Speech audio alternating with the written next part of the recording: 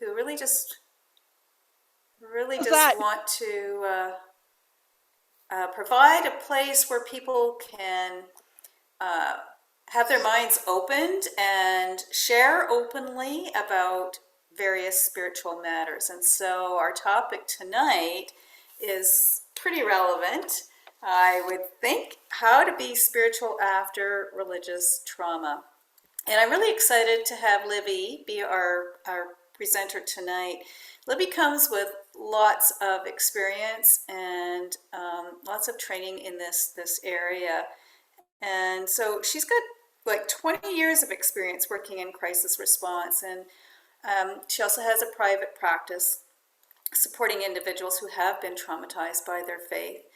And I'm really interested to hear what she has to say. She has majored in psychology and minored in theology and women's studies. So and is a certified life coach. So she's well positioned for this subject, I would think.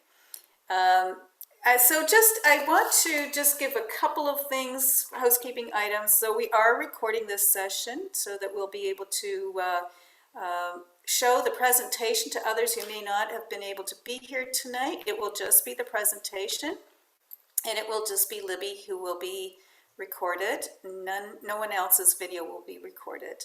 So we just ask that you would keep your microphone muted during the presentation.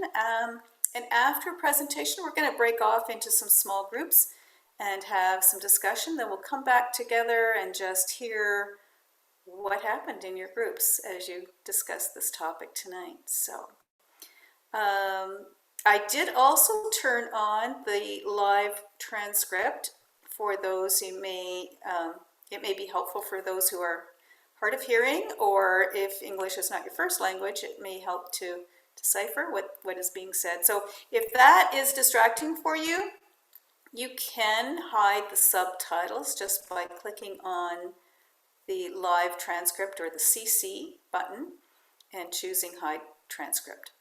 Okay. So I will just spotlight Libby here and turn it over to Libby.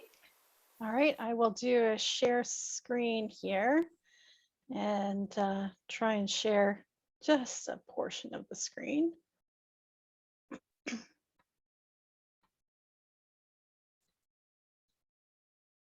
And then we'll get right into this here. Just let me know if you're seeing the, how to be spiritual in after religious trauma. Is everyone able to see that? I get a thumbs up here.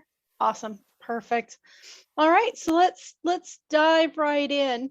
And I'd like to first tell you a little story. And the story sort of sounds like, in the beginning, it's kind of like a bad joke. So just bear with me. So there was a woman whose mother is Roman Catholic, and she was excommunicated because she decided to marry a Protestant who then became an atheist. As a baby, she was baptized in the Anglican Church and attended a Presbyterian church as a child. She also briefly dabbled in Wicca during high school, but she fell in love with a Jehovah's Witness.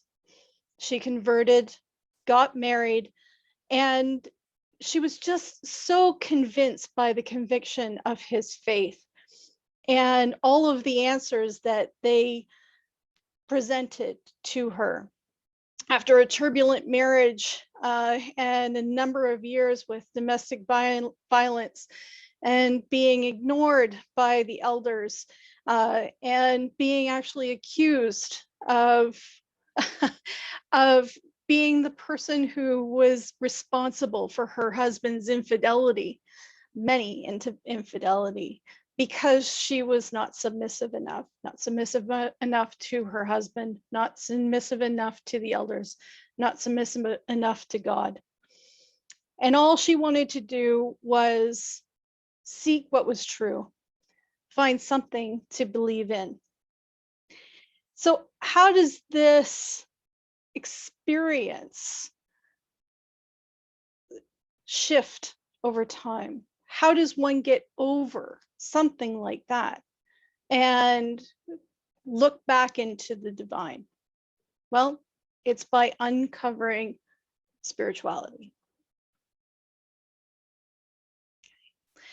So as you could probably guess, that story is mine.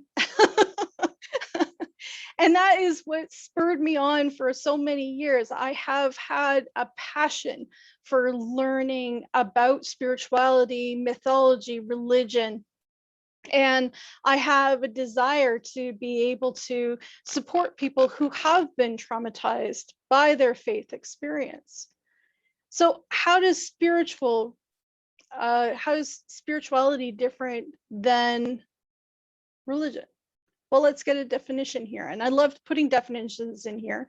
I also had issues with being a person who did outside research because I love knowledge and I love being able to share knowledge. So what is spirituality? Spirituality is boundaryless dimensions of human experience. It involves a deeply personal and subjective experience. So basically what it's saying is spirituality comes from within. Okay? It is something that has no boundaries, something that is deeply personal. Right? Throughout human history, people have had a desire and a need to be able to believe in something beyond ourselves. It seems like it's an innate desire to be able to have that. So how do we untangle this whole piece between spirituality and religion? And I put in here purposefully religion versus spirituality for the simple fact that they can be totally separate, but they can also be different sides of a similar coin. So when we untangle religion, you see that there's a lot of self-sacrifices there. There's a lot of black and white thinking, right and wrong thinking about actions, the way to be, the way to what to wear, how to work, what is right and wrong. Okay. It relies on others and outside self for direction. It is a place where things are happening to us. They're all external forces. And there tends to be that dictation on what we need to do and we need to comply. There's also that deep sense of connection, right? That's why we get involved with religion. We might have been born into it, but it could be a thing that we also approach and come into by choice. And it's that fellowship, that connection, being with others who are of like mind.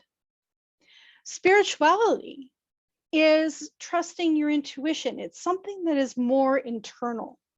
It's being very open to possibilities, really connecting with who we are, our values, how we want to show up in the world. And with that, there's this openness to new ways of being, a sense of fluidity and flexibility, of being able to change and flow with the time. There's an agency of choice. So there really is a difference there. And when you look at religion and spirituality, the feeling within religion can be a structure, which is very satisfying in a lot of ways. But with the spirituality, there's that agency of choice. It can be recognized in a lot of ways by joy and wonder and mystery. You can still have that within religion too, but it seems to have a more rigid and structured way of doing it, whereas the spirituality seems to be more free-flowing. Okay. So how do we incorporate this? I love Gay Hendricks. By the way, he writes some amazing books. And one of the sayings that he has in one of his books is life is fullest when we are most true to ourselves. And when it comes to spirituality, this is very much an inside job, right? Really is rooted on connecting with our authentic self, because when we're able to do that, we're able to find and trust our intuition. And our intuition is that knowing, that inner knowing.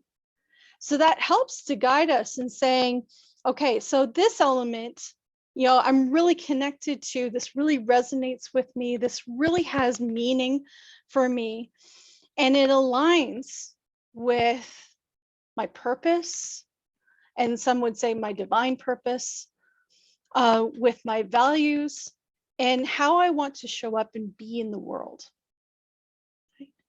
So it really helps support you to be able to understand what it is that we connect to. And it could involve different elements of different religions. I mean, if you were to step into my office, you'll see a number of different things, including, many different Bibles. I have quite a few, some research ones that involve, scriptures from those who were not put into the King James or other versions of the Bible, research pieces, all of those elements. I have the Book of Mormon. I have the Quran. I have many different books of faith, including the I Ching. Many of those things, because they all have different elements and they have similarities and they have differences. And with all of those, you can take those pieces that resonate, and you also have the freedom to be able to leave what doesn't. And this can change and be fluid over time. It will change and be fluid over time because you change over time. And that is also okay, right? So it's really testing and finding that alignment within yourself, whether it is still fitting or not. Now, in religion, of course, this is a thing that's like, no, it has to be these rules and you have to do the whole thing, or it's not the whole thing. It's not, you're not doing it right. But the piece with spirituality is that it is very much a flowing thing. It's very much a personal thing. And one person's spirituality is going to be totally different from the others because we are all unique.